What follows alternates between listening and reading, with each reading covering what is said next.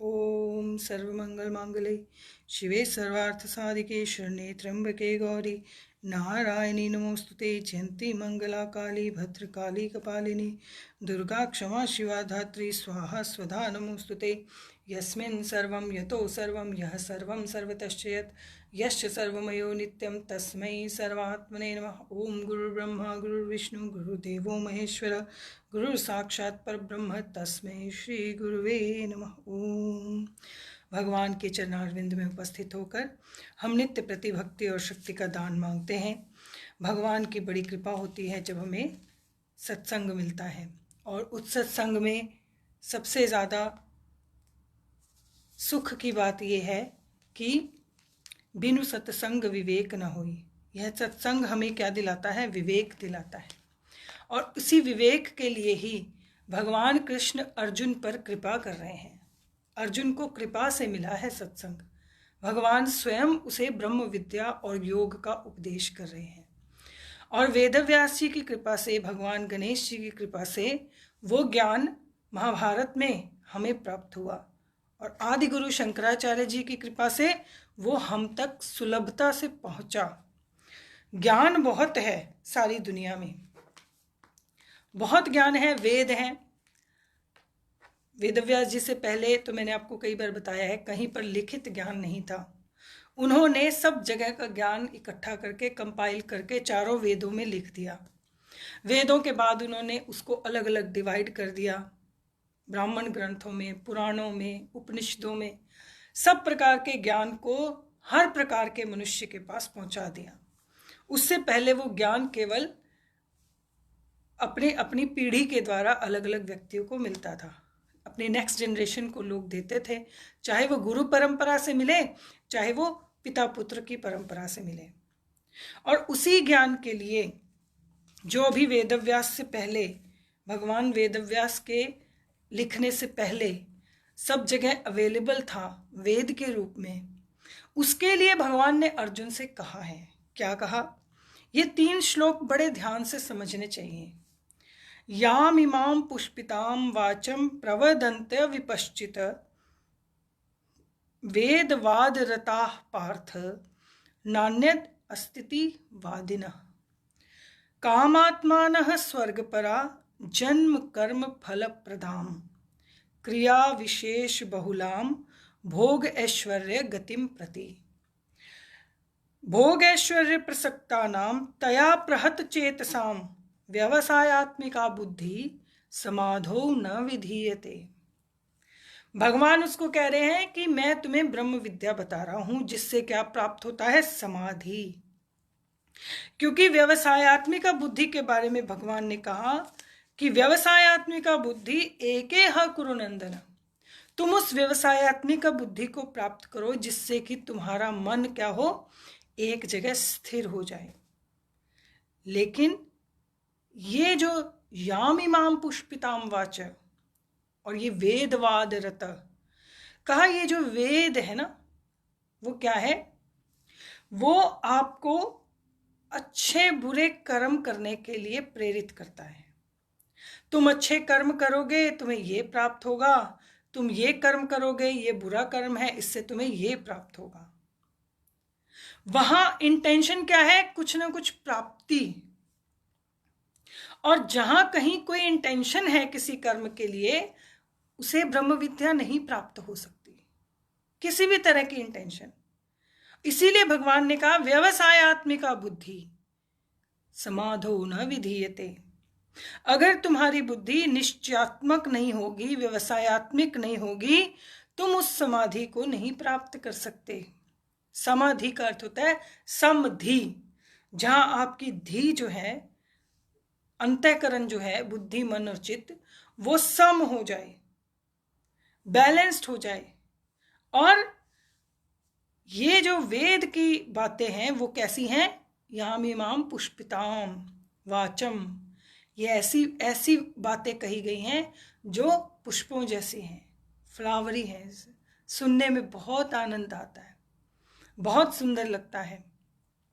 आप ये तप करो ये मिलेगा, आप इतने महीने तप करो, इतने साल तप करो, इतने वर्ष तप करो, इससे ये प्राप्ति होती है, इससे ये प्राप्ति होती है, इससे ये प्राप्ति, पूरी एक लंबी चौड़ी लिस्ट है पूरी वेद में, सामवेद में भी, अथर्ववेद में भी और यजुर्वेद में भी।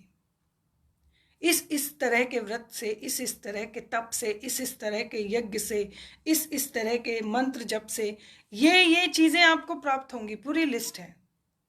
और उसको भगवान ने क्या किया, यहां पर रिफ्यूज किया, रिजेक्ट किया, कहा कि अर्जुन ये तुम्हारे लिए नहीं है। ये जो वेदवाद रति है ना, वेद की जो बातें हैं जिसमें तुम रत हो पार्थ, नान्यदस्तिवादिन, ये ऐसे बातें करती हैं कि इनसे ऊपर कुछ नहीं है। नान्यद अस्तिति, इनसे ऊपर कुछ नहीं है, ये ऐसी बातें करती है।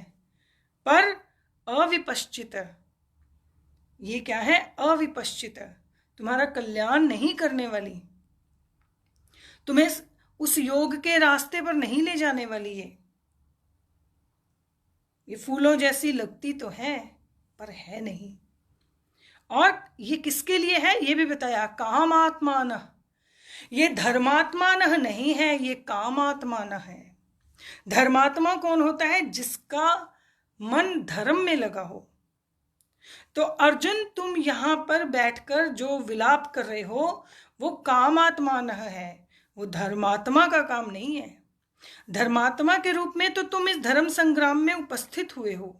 किसके लिए, समाज के लिए, देश के लिए, सोसाइटी के लिए, अपने अपने उस सत्य तत्व के लिए, कि सत्य के लिए, न्याय के लिए तुम अपने स्वभाव को, क्षत्रिय स्वभाव को प्रयोग करने के लिए यहां आए हो। पर तुम्हारा मन कहां चला गया, पाप, मेरा कुल, मेरी जाति, मेरा परिवार। तो अब इस समय तुम क्या बन गए हो, धर्मात्मा से कामात्माना। क्योंकि ये कामात्माओं के लिए स्वर्ग परा, स्वर्ग देती है, जन्म कर्म फल प्रदाम, मतलब ये तुम्हें जन्म और कर्म देती है, ऐसे फल देती है। ये कहते हैं ये इस तरह का यज्ञ करो, तुम अगले जीवन में राजा बनकर पैदा होगे, जन्म, तुम इस तरह का जन्म प्राप्त होगा। पूरा पूरा व्याख्यान है वेद में। तुम्हें जिस तरह का जन्म चाहिए उस तरह का जप करो, उस तरह का हवन करो, उस तरह का पाठ करो, and next time it's going to happen, जो तुम्हारी डिजायर्स हैं।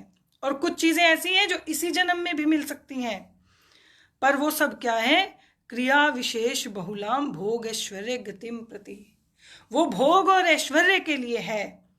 और क्रिया विशेष बहुलाम, उसमें बहुत बहुत सारी क्रियाओं का वर्णन है। किसमें, वेद में।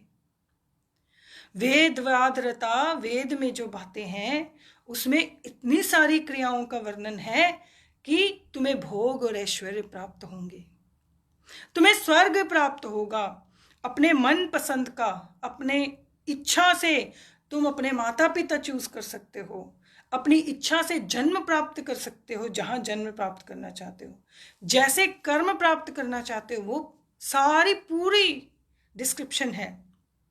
पर वो है क्या, भोग ऐश्वर्य प्रसक्ता नाम तया प्रहत चेतसाम, उसकी एक एक्सपायरी डेट है, उसकी एक लिमिट है।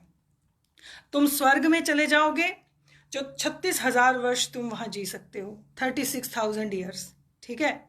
और उसके बाद तुम जब वापस आओगे तो फिर इस संसार में तुम अगर अच्छे से अच्छा जीवन भी मिल जाए, तुम्हें बहुत सारे कंफर्ट, खूब पैसा, खूब सुंदरता, खूब सब तरह का सुख सुविधा, उसके बाद there is a limit, you are again going into the same cycle. सारा साइकिल वापस है। तुम आज थोड़े से समय के लिए इस साइकिल से बाहर आ जाओ, तुम्हें सारे सुख मिल जाएंगे। तुमने ये तप किया, मैं कहती हूँ ना, गिव एंड टेक, एक श्वास अंदर लो, एक बाहर छोड़ो। आप इतना एनर्जी टाइम अपना लगाओ इसमें, तो आपको उसके बदले में इतना सुख सुविधा, स्वर्ग मिलेगा, और फिर जन्म लोगे तो ये मिल जाएगा। That's it. Again you have to do again. ये साइकिल नॉन स्टॉप है। और भगवान कहते हैं कि ये भोग ऐश्वर्य प्राप्त कराने वाला है, और जो इसमें प्रसक्ता नाम, इस भोग ऐश्वर्य में जो अटैच्ड है, इन्वॉल्व्ड हैं, इंग्रॉस्ड हैं, तया प्रहत चेतसाम, उनकी बुद्धि का, उनके चित्त का हरण हो गया, अपहृत, उनका चित्त हरा गया। आपको मनुष्य जन्म मिला, आप इस साइकिल से बाहर होने की बजाय, आप उस परमात्मा तत्व से एक होने की बजाय इसको फिर से जीना चाहते हो, वो सुख सुविधा प्राप्त करके। और भगवान कह रहे हैं मैं तुम्हें वो ब्रह्म विद्या देना चाहता हूं जिससे तुम खुद इसके मास्टर बन जाओ। तुम अपने इस जीवन को, तुम जन्म कैसे लेना है, कब लेना है, कितना लेना है, तुम्हें मैं इन सब चीजों का मास्टर बनाना चाहता हूं। तुम्हारे कंट्रोल में आ जाए सब कुछ, तुम्हारी आत्मा, तुम्हारा जीवन, तुम्हारा शरीर तुम्हारे हिसाब से चले। पर तुम अगर डिजायर्स रखते हो तो तुम उसके हिसाब से चलते हो। तो तुम वेद वाक्यों को मानने की बजाय इस ब्रह्म विद्या को समझने की कोशिश करो। इसीलिए भगवान अर्जुन को जो उपदेश दे रहे हैं वो उसको इन सब छोटी छोटी चीजों से बाहर निकालने के लिए है। वो भगवान 4th चैप्टर में 4थे अध्याय में कहेंगे कि आज की कहानी थोड़ा है तुम्हारी और मेरी, मुझे याद है और तुम्हें याद नहीं, इतना ही अंतर है। तुम इस आज के थोड़े से 200 सालों के लिए, उस समय जीवन 200 साल तक होता था नॉर्मली, तुम ये सिर्फ 200 सालों के लिए अपने अपने इस जीवन को वेस्ट मत करो, इस ह्यूमन लाइफ को वेस्ट मत करो। वही भगवान कह रहे हैं व्यवसायत्मिका बुद्धि समाधौ न विधीयते, वह बुद्धि समाधि को प्राप्त नहीं होती। कौन सी? जो भोग ऐश्वर्य प्रसक्ता नाम, भोग और ऐश्वर्य में अटैच्ड है, उनका चित्त हरा गया। चेतसाम, उनका चित्त जो है वो भोग ऐश्वर्यों ने हर लिया, दे आर लॉस्ट। और फिर क्या कहा? त्रयी गुण विषया वेदा। वेद क्या कहता है? वेद किसका बखान करता है? कहा वेद बखान करता है त्रयी गुण, प्रकृति का। ऋग्वेद का प्रथम मंडल का प्रथम सूक्त का प्रथम शब्द क्या है? अग्नि। और अग्नि किसका कार्य है? प्रकृति का। थर्ड एलिमेंट है प्रकृति का। तीसरा तत्व प्रकृति ने प्रकट किया वो था, नेचर ने जो क्रिएट किया वो था अग्नि। और ऋग्वेद ने कहा अग्निम ईड़े पुरोहितम यज्ञस्य देवम ऋतुजम होतारम रत्न धातवम। अग्नि की उपासना की।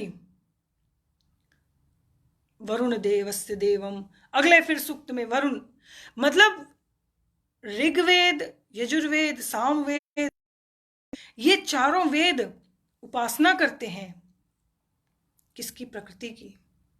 पर वो प्रकृति क्या है? त्रयी गुण विषय, 3 गुणों वाली और विषयों वाली। और भवार्जुन, हे अर्जुन, भगवान ने कहा हे अर्जुन, निस्त्रय गुण्यो, तुम गुणों से परे हो जाओ। निर्द्वंदो, ये सुख दुख लाभ हानि, जय विजय पराजय, अच्छा बुरा, मेरा तेरा, निर्द्वंदो, इस द्वंद से बाहर हो जाओ। नित्य सत्वस्थो, नित्य सत्वस्थो, नित्य ही उस सत्व में स्थित हो जाओ। नित्य सत्व स्थो, स्थित होना उस सत्य में नित्य। निर्योग क्षेम, अपने योग और क्षेम, योग मतलब किसी चीज को प्राप्त करना, जुड़ना, वो योग है। क्षेम, उसे प्राप्त कर लिया, अब उसकी रक्षा करनी। You need to achieve something and then you have to maintain something, उस अचीवमेंट को, तो उसे योग और क्षेम कहते हैं। तो उससे निर्योग क्षेम, ना कुछ प्राप्त करने के लिए है, ना किसी की रक्षा करनी है। आत्मवान, हे अर्जुन, हे भवार्जुन, आत्मवान बनो। भगवान ने कहा तुम आत्मवान बनो। और ये गिन के, पहला निस्त्रय गुण्यो, दूसरा निर्द्वंदो, तीसरा नित्य सत्वस्थो, चौथा निर्योगक्षेम।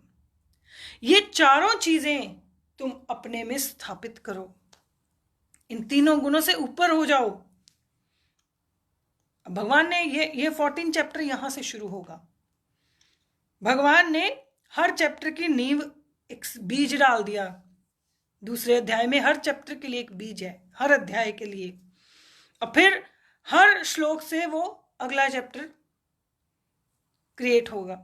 क्योंकि भगवान ने कह तो दिया, अर्जुन बेचारा नहीं समझ पाएगा, नहीं समझ पा रहा है।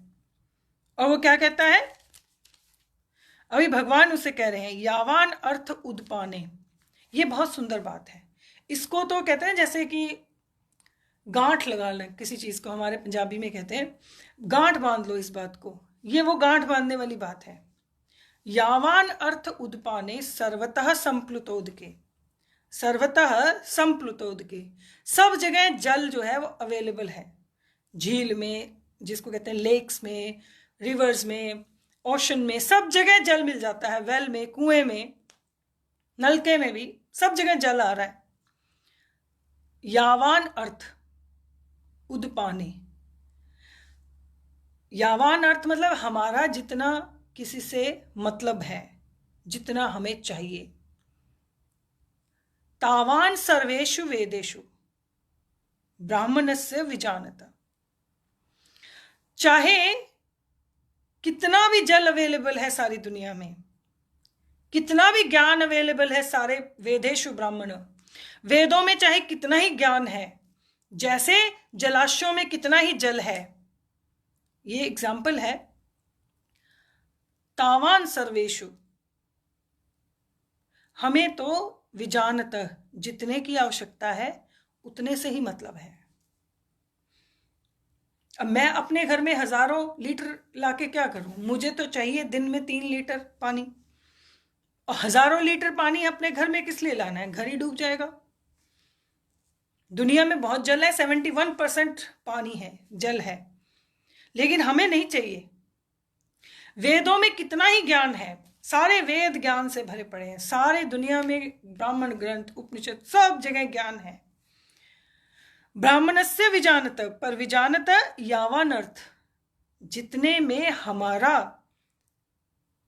हमारा जो जरूरत है, अर्थ, यावान अर्थ मतलब हमारा जो अर्थ कहते हैं जिससे हमारा काम निकल जाए, अर्थ निकल जाए, जिससे हमारा मतलब निकल जाए। We need only that limited part of water which is required.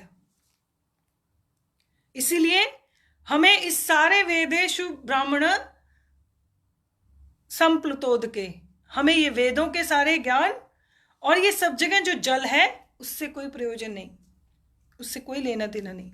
हमारा तो यावान अर्थ है, जितने में हमारा काम हो जाए हमें उतना ही चाहिए। और फिर भगवान क्या कहते हैं,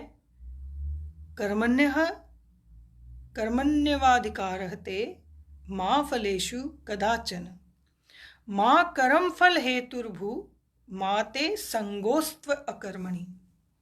ये 47th जो श्लोक है, सारा वर्ल्ड इस बात को जानता है। और इतना सिंपल भगवान ने इसमें एक बात कह दी है, तुम्हारा तुम्हारा अधिकार केवल कर्म करने में है। मां फलेषु, फल में कदाचन, कभी भी तुम्हारा अधिकार नहीं है। मां कर्म फल हेतुर्भु, मतलब तुम कर्म फल के हेतु मत बनो। मां ते संगो, ना ही उसका संग करो। तव अकर्मणि, किसका संग मत करो? अकर्मणि का। मतलब ऐसा ना बनो कि तुम कर्म ना करो। अकर्मणि मतलब कर्म ना करना। ये आदेश है, ये उपदेश नहीं है। ये वाला श्लोक कहीं से भी उपदेश नहीं है। यहां बड़ी क्लियर ऑर्डर्स हैं और इंस्ट्रक्शंस हैं। ये सुजेशन नहीं है, इट्स नॉट ओपिनियन। बहुत देर से भगवान सुजेशन दे रहे हैं, पर ये ऑर्डर है। कर्म करने में तुम्हारा अधिकार है। He is making a line between अधिकार और कर्तव्य। तुम्हारा अधिकार कितने में है? सिर्फ कर्म करने में। उसके फल में, कर्म करने के बाद होता क्या है, तुम्हारा कोई अधिकार नहीं। दूसरा, कर्म फल के तुम हेतु नहीं बनो, क्योंकि तुम हो नहीं। और अकर्मणी का संग मत करो, मतलब ऐसा ना हो कि तुम ये सोच लो कि कर्म ही ना करो। माते संगोस्त्व, तुम तब न संगो, संग मत करो, मां संगो। किसका? अकर्मण्यता का। ये मत सोचो कि मैं कर्म ही नहीं करूंगा, नो नो।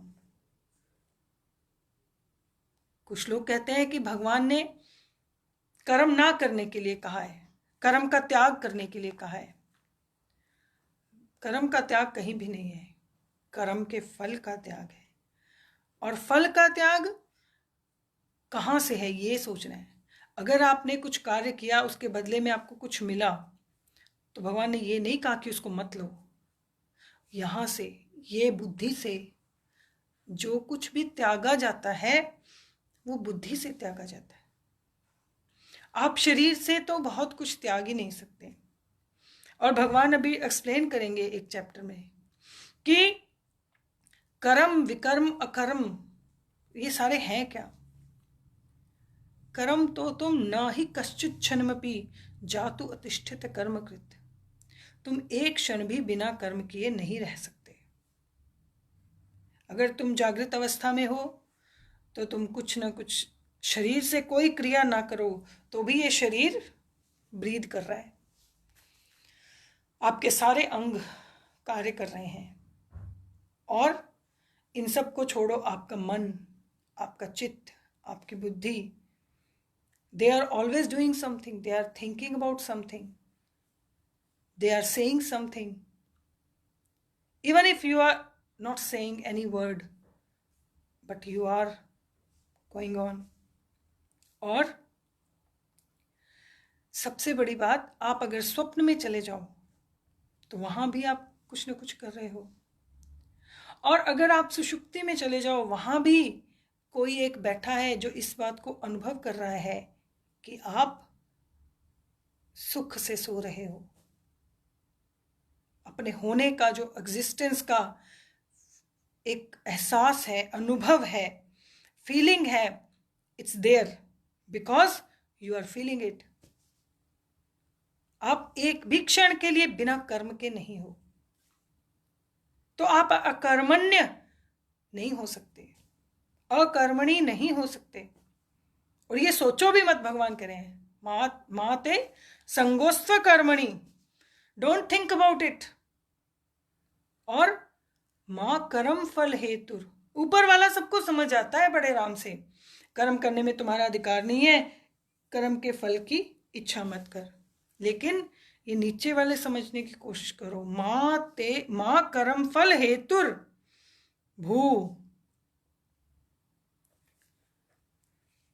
इसका अर्थ है कि तुम कर्म फल के हेतु नहीं हो। मैंने बहुत बार बताया है ये बात, बताते जाएंगे। You are not doing anything actually. How you can claim that karma phal is yours? I am giving you energy all the time. You are breathing and I am your breath. You are getting energy from me, from universe. You are eating food and I am creating this food. And you are eating, you are getting energy. You are breathing, you are getting energy. Whatever you can think is my power. Whatever you can do is my power. So how you can say you are hetu? How you can say it's yours? ये कर्म फल जो है, तुम उसमें हेतु नहीं हो ही नहीं सकते।